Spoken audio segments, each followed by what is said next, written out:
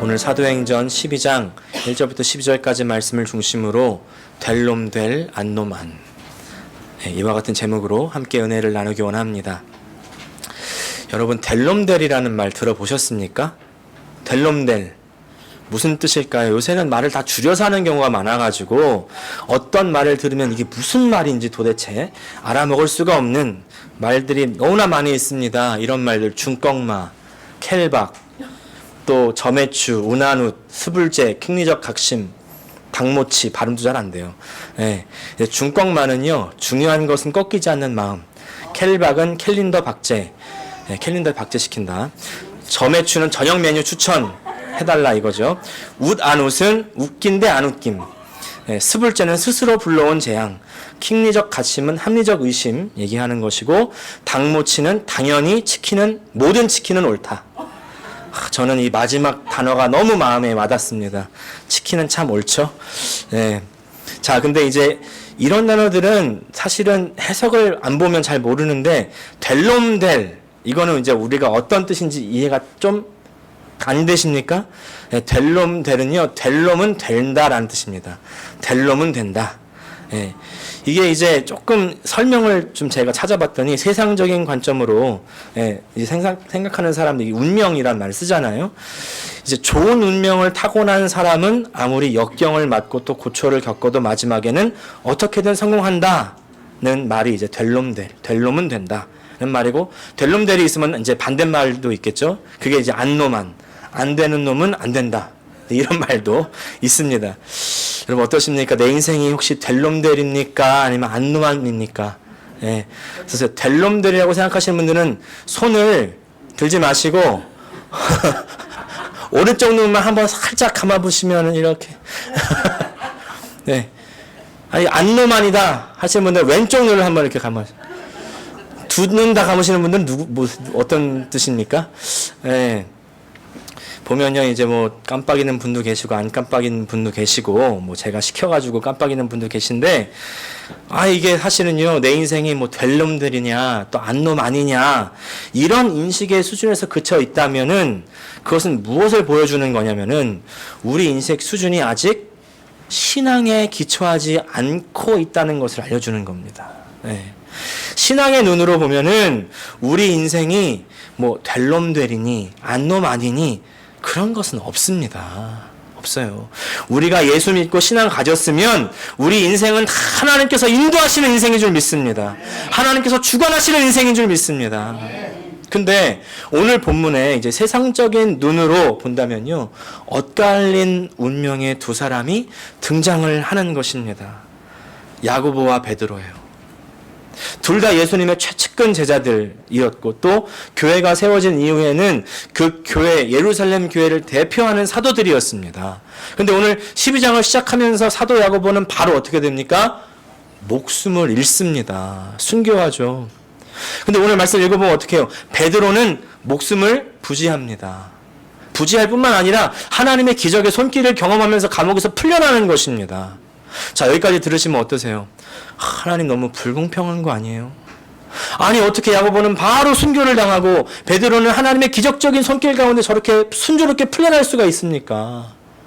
이 말을 지금으로 하면 뭘까 될까요? 하나님, 어떤 사람들은요, 기도만 하면 막 암도 척척 낫고 막 모든 문제가 막 딱딱 풀리고 말이죠. 사업이 막 성공하고, 그런데 아니, 왜 저 같은 사람은 기도해도 이렇게 응답도 없는 것 같고 되는 것도 없는 것 같고 자녀가 속썩이고 말이죠. 그냥 왜 이렇게 안 되는 거 투성입니까? 왜 이 모양 이 꼴아집니까? 어떤 사람은 될 놈 되리고 왜 저는 안 놈 아닙니까? 이러는 거 아니겠습니까? 이렇게 말하는 그 저변에 깔려있는 근거는 뭐예요? 오늘 우리 생각에 될 놈 될 인생은 복받은 인생이고, 안 놈한 인생은 뭔가 저주받은 인생인 것 같은 그런 생각 아니겠습니까? 될 놈 된 인생은 복받고 안 놈한 인생은 저주받은 것일까요? 어떻게 생각하세요? 저는 이 야고보와 베드로의 두 엇갈린 인생의 길을 보면서 또 한편 생각나는 사람들이 있었습니다. 바로 베드로와 요한입니다. 베드로가 예수님과 나눴던 말씀이 있는데 예수님께서 베드로에게 이렇게 말씀하시죠. 내가 진실로 진실로 내게 이르노니 젊어서는 내가 스스로 띠띠고 원하는 곳으로 다녔거니와 늙어서는 내 팔을 벌리리니 남이 내게 띠띠우고 원치 않은 곳으로 데려가리라. 이 말씀을 하심은 베드로가 어떠한 죽음으로 하나님께 영광을 돌릴 것을 가리키심이로라. 이 말씀을 하시고 베드로에게 이르시되 너는 나를 따르라 하시니. 자, 예수님께서 베드로에게 이렇게 말씀하시는 거예요. 네 맘대로 다녔지만 이제는 네가 원하는 대로 못 다닌다. 근데 그 이유가 뭡니까? 19절에 답이 있는 거잖아요. 하나님께 영광을 돌릴 수 있는 그 길로 인도하신다는 거예요. 그러니까 베드로가 그 말을 듣고 내가 그럼 죽을 운명이라는 거네. 그럼 요한을 보면서 주님, 저 주님 품에 안겨 있는 쟤는 어떻게 됩니까? 그러니까 예수님께서 이렇게 말씀하세요. 예수께서 가라사대 내가 올 때까지 그를 머물게 할지라도 내게 무슨 상관이냐? 너는 나를 따르라 하시더라. 그러니까 너는 다른 사람이 어떻게 되든지 말든지 상관하지 말고 참견하지 말고 너나 잘해. 이 아니겠습니까? 그러니까 결국 뭡니까? 야고보는요, 당장 순교를 당했고, 베드로는 감옥에 갇힌 일이 생겼어요.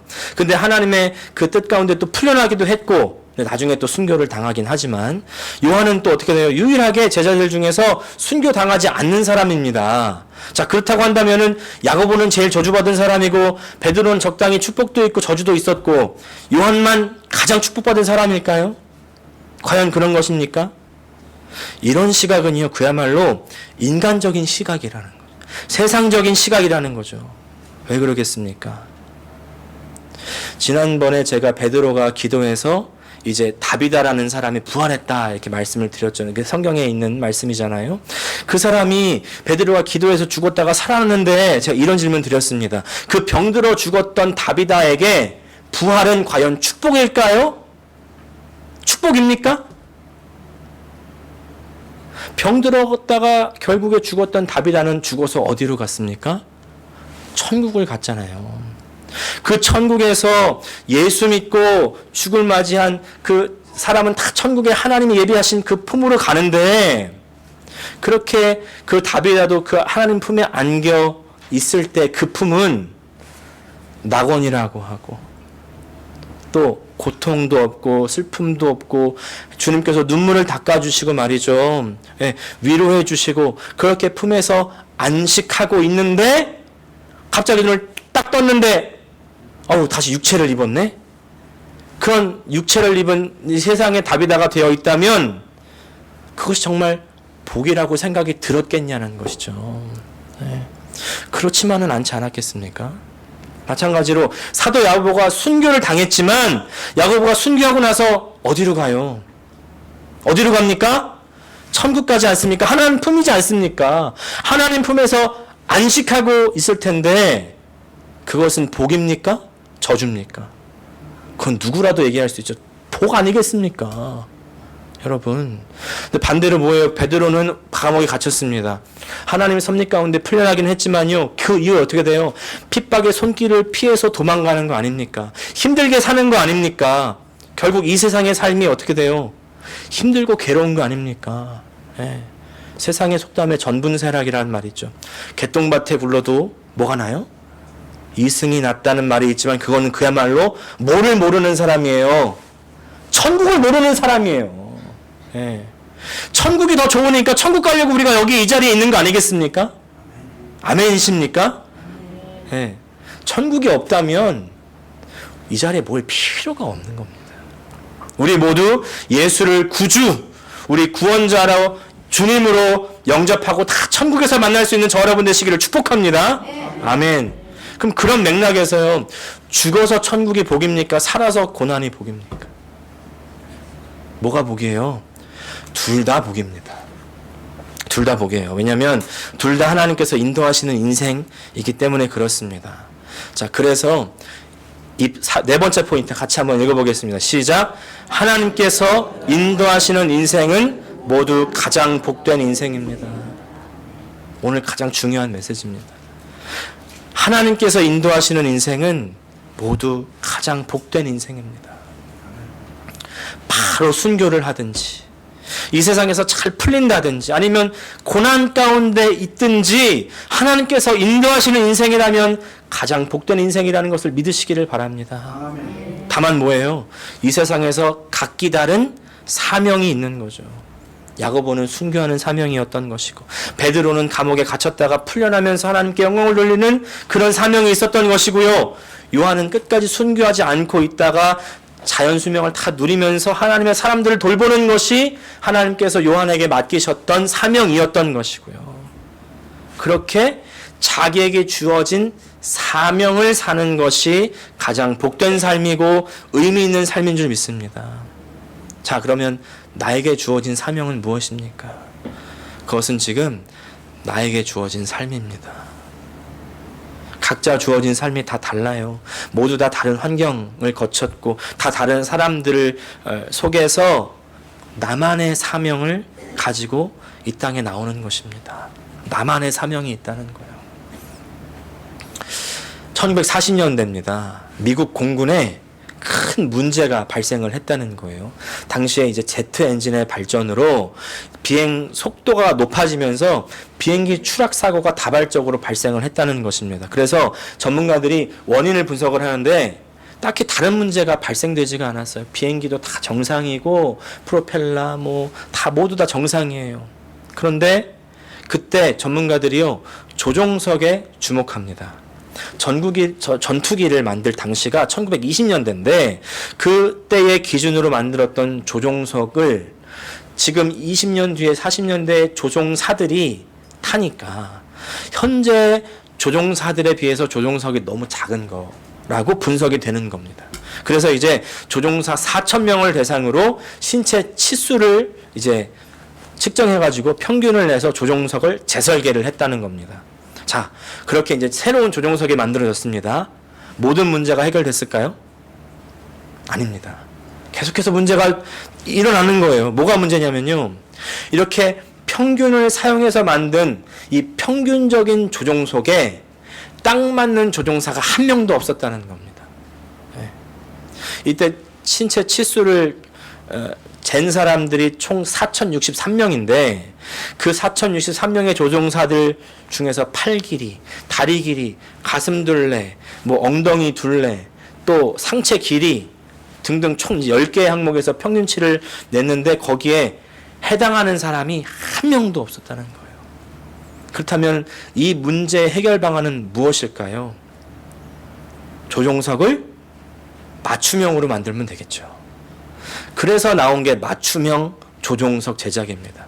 여기 오실 때 이제 드라이브를 하고 오셨으면 드라이브 할 때 우리가 앉는 그 의자 다 내 몸에 맞추죠. 의자를 올렸다가 내렸다가 앞으로 갔다가 뒤로 갔다가 핸들도 높였다 낮았다가 또 앞으로 밀었다가 그죠?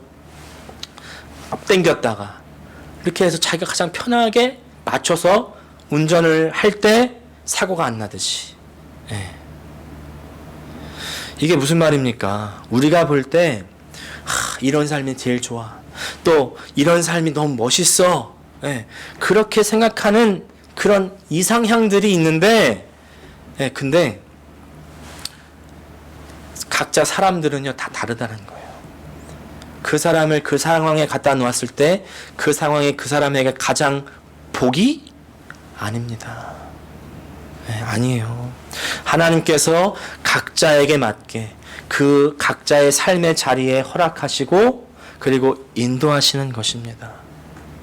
어떤 사람에게는 순교의 사명도 허락하시고 또 어떤 사람에게는 다른 사명을 허락하셔서 그 삶의 자리에서 사명을 감당하게 해주시는 것이죠. 여러분, 우리가요 순교가 힘들다고 생각하는데 살아가는 게 더 힘들지 않습니까? 여러분 지금 사시는 거 고난 가운데 지나오신 것들을 돌아보면 너무나 많은 고비가 있지 않으셨어요? 네. 우리가 죽음이라고 생각하니까 끝인 것 같고 힘들게 생각하지만 예수 믿고 천국이 있다면 믿음이 있다면 죽음은 오히려 더 큰 은혜로 들어가는 관문입니다. 여러분, 죽음을 두려워하지 마십시오. 죽음을 두려워하게 만드는 것이 악한 영의 속임수입니다. 기억하십시오. 죽음을 두려워하게 만드는 것이 악한 영의 속임수예요. 오히려 더 어려운 건요, 살아가는 겁니다. 잘 사는 게 더 어려워요. 네. 유혹에 흔들리지 않고 끝까지 우리 예수님 오실 때까지 우리의 믿음을 지키고 살아가는 것이 더 힘든 일입니다. 더 어렵습니다. 그래서 이 힘든 사명의 삶, 사명의 죽음보다 더 힘든 사명의 삶 속에서 우리가 꼭 해야 될 두 가지를 저는 오늘 본문을 통해서 발견하는데, 첫 번째는요, 기도입니다. 기도. 5절 말씀 함께 읽겠습니다. 시작. 이에 베드로는 옥에 갇혔고 교회는 그를 위하여 간절히 하나님께 기도하더라. 자, 이제 헤롯 왕이 야고보를 딱 죽이자마자 사람들이 너무 좋아하는 겁니다. 베드로도 그래서 잡아 가둔 거죠. 그러자마자 베드로를 위해서 온 교회가 기도를 합니다. 여러분, 기도하셔야 됩니다. 지금 우리가 다 똑같이 느끼는 건 개인이 위기고 가정이 위기고 또 교회가 위기고. 교회가 위기입니까? 네. 그렇게 느끼십니까? 기도의 자리로 나아오십시오. 다른 말이 중요하지 않습니다. 누구에게 우리 교회 어떻게 하면 좋아? 우리 가정 어떻게 하면 좋아? 누구 어떻게 하면 좋아? 그런 말이 전혀 필요하지 않습니다. 기도하십시오. 기도하십시오. 기도의 자리로 나오십시오. 사람에게 백날 얘기해봤자 그것은 더 큰 문제를 양산할 뿐입니다. 그런데 하나님께 말씀드리면 하나님께서 역사하십니다. 반드시 하십니다. 새벽 기도의 자리에 나오시고 수요 기도의 자리에 나오시고 개인 골방의 기도의 자리로 나아가십시오. 우리를 지키는 것은 기도입니다. 기도예요. 여러분, 기도의 힘을 믿으십니까? 그러면 기도의 자리로 나오셔야 돼요. 기도의 자리로 나오지 않으면서 기도를 믿는다, 스스로를 속이는 거 아니겠습니까? 기도는 우리 주님께서 자신의 이름을 걸고 명예를 걸고 응답을 약속하신 거예요. 우리 요한복음 14장 14절 말씀 같이 읽겠습니다. 시작. 내 이름으로 무엇인지 내게 구하면 내가 행하리라. 우리 예수님께서 행하십니다. 다만 우리가 생각하는 것, 그리고 우리가 생각하는 때와 다르게 나타날 뿐이지 반드시 행하십니다. 우리가 생각하는 시간과 주님이 생각하는 시간이 다르고요. 우리가 생각하는 방법과 주님이 생각하는 방법이 다르죠. 근데 이때요, 우리가 본문을 좀 계속 읽어보면 흥미로운 부분을 발견하게 되는데, 우리가 오늘 12절까지 읽었지만요, 16절까지를 쭉 읽어보면 이렇습니다. 자, 교회가 기도하고 있을 때 베드로가 천사의 인도를 따라서 쭉쭉쭉쭉 감옥 밖으로 나가는 겁니다. 그리고 나서 베드로는 감옥을 나가가지고 성도들이 기도하는 곳까지 나가요. 그래서 그 성도들이 기도하는 곳 집 대문을 두드립니다. 근데 그때 대문을 두드리니까 기도하고 있는 사람들은 그대로 있고 누가 밖에서 나가냐면 로데라는 여자아이가 나와서 문을 여는 겁니다. 베드로인 거예요. 어머, 어떡하면 좋아. 그래서 다시 들어가가지고 베드로가 왔어요. 베드로가 왔어요. 이랬더니 사람들이 기도를 하고 있었는데 사람들이 뭐라고 할까요? 자, 15절 말씀인데 우리가 현대인 성경 번역으로 한번 읽어보겠습니다. 시작. 그러나 사람들은 로데를 보고 네가 미쳤구나 하였다. 그래도 그녀가 사실이라고 우겨대자 그들은 그의 천사겠지 하고 믿지 않았다. 여러분, 이 괴리가 느껴지십니까? 지금 사람들이 우리 베드로 어떻게 해요? 우리 베드로 풀려나게 해주세요. 우리 베드로 사도 건강을 지켜주시고 안전을 보호해주시고 이렇게 기도했을 거 아니에요. 근데 집 밖에 가로 베드로가 나타났다니까 미쳤어? 네. 막상 그 응답으로 나왔는데 막상 기도하던 사람들은 기도한 내용을 전혀 믿지 않고 있었다. 여러분, 여기에 놀라운 은혜가 숨겨져 있습니다. 우리가 기도할 때 기도하고 믿지 않으면 어떻게 된다고 그래요? 응답 못 받는다고 그러잖아요. 마치 모래 위에 지은 집처럼 무너져 내린다 그러잖아요. 근데 지금 오늘 우리가 보는 건 무엇입니까? 이런 믿음 없는 기도라고 할지라도 하나님께서는 응답해 주신다는 것입니다. 네. 제가 지난주에 우리 어머니 친구 권사님이랑 대화를 나누는데 대화를 나누는 중에 권사님이 그러시는 거예요. 어머, 하나님께서 그것까지 들으셨나 봐. 그러시는 겁니다. 왜 우리 그런 때 있지 않아요? 우리가 시간이 지나고 보면 갑자기 소름이 돋는 겁니다. 내가 지나가듯이 얘기했는데 그게 이루어져 있네. 그죠? 하나님께서 들으시고 응답해 주셨네. 정말 작은 건데, 사소한 건데 응답이 됐네. 사랑하는 여러분, 그래서 기도의 자리로 나와서 기도하는 것이 정말 중요합니다. 우린 자꾸 착각하는 것 중에 하나가 내가 믿음이 좋아야 하나님이 응답한다고 생각해. 우리의 기도가 응답되는 건 하나님의 능력이 많아서입니다. 하나님의 아까 말씀한 것처럼 약속하셨기 때문이에요. 나의 상태와 상관이 없습니다. 상관이 없어요. 여러분, 기도의 자리로 나오시기를 바랍니다. 그런가 하면 이제 사명을 살아나기 위해서 우리가 해야 할 두 번째는 바로 순종입니다. 순종. 우리 7절부터 10절까지를 읽겠습니다. 시작. 호련히 주의 사자가 나타나매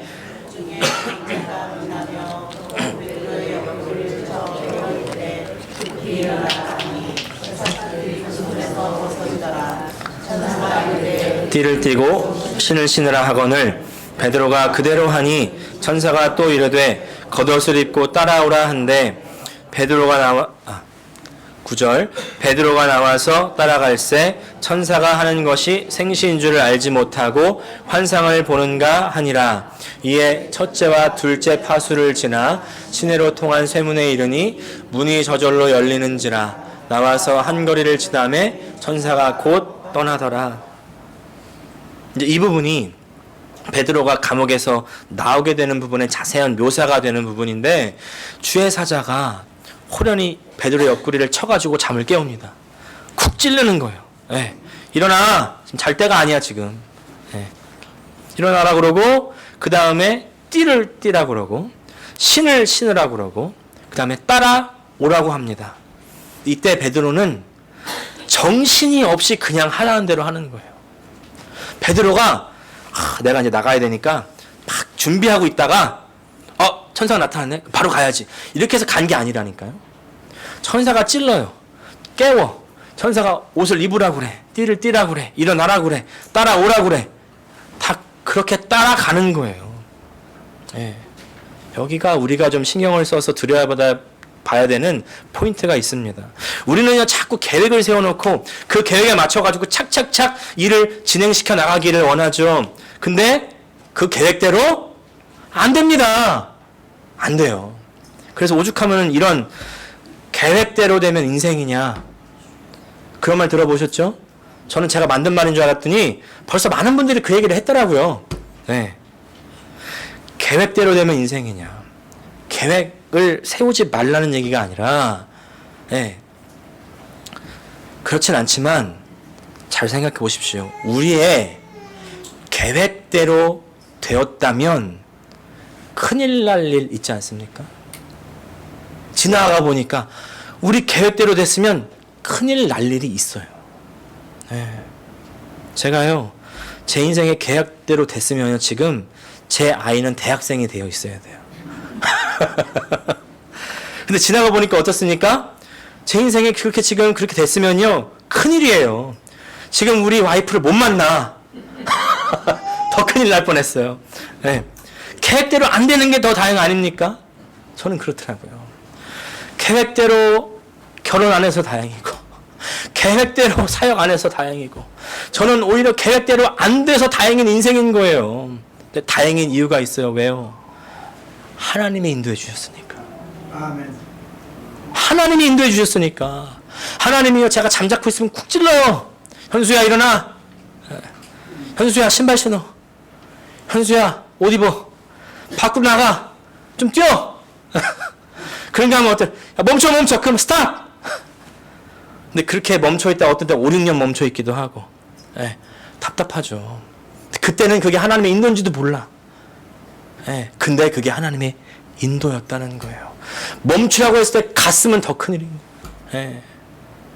근데 그렇게 하나님께서 인도하실 때 제가 또 우리가 아무 말 없이 예, 네, 알겠습니다.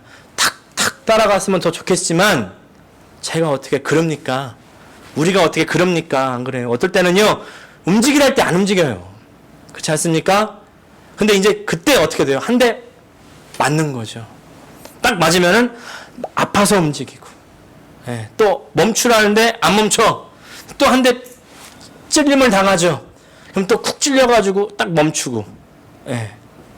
근데 그렇게 가니까 어느샌가 하나님의 은혜가 일하기 시작하고 어느샌가 하나님의 손길이 나타나기 시작합니다. 그래서 11절 말씀이 저는 참 은혜가 됐어요. 같이 읽겠습니다. 시작. 이때 베드로가 정신이 들어 이르되 내가 이제야 참으로 주께서 그의 천사를 보내어 나를 헤롯의 손과 유대 백성의 모든 기대에서 벗어나게 하신 줄 알겠노라 하여.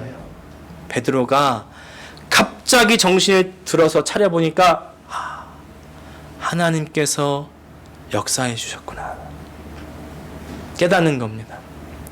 우리 인생이 그렇지 않습니까? 그때 문제를 당했을 때는요, 정말 정신도 없고 갑갑하고 깜깜하고 안 풀리는 것 같은 그런 때 막 애써도 안 되는 그런 때 있지 않습니까? 근데 어떤 때는요, 의욕도 없어요. 하고 싶지도 않아요. 뭐 가만히 자리에 있는 거죠. 그러면서도 기본적인 우리의 마음은 어떻게 돼야 돼요? 계속 하나님을 붙들고 있으셔야 돼. 네. 붙잡고 발버둥도 치고 붙잡고 또 기운이 빠지는 때도 있고요. 그러다가 시간이 지나 보면은 하나님께서 역사해 주셨구나. 하나님께서 인도해 주셨구나. 나와 함께 걸어 주셨구나. 나를 감옥에서 나오게 해 주셨구나. 네. 순종이 다른 게 순종이 아니라 우리는 순종을 생각할 때 막 100% 마음을 다해가지고 네, 알겠습니다. 따라가겠습니다. 이것만 순종을 생각할 수가 있지만요. 아이고, 하나님, 제가 어떻게 다 해요? 어떻게 제가 막 못해요? 저는 못해요. 예.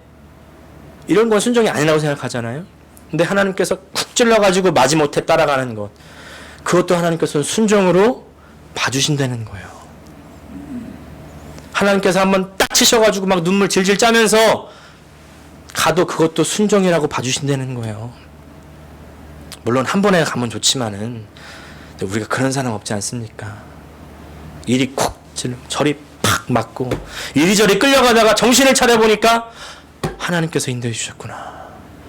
그렇게 깨닫는 게 우리의 삶 아니겠습니까? 오늘 말씀을 정리합니다.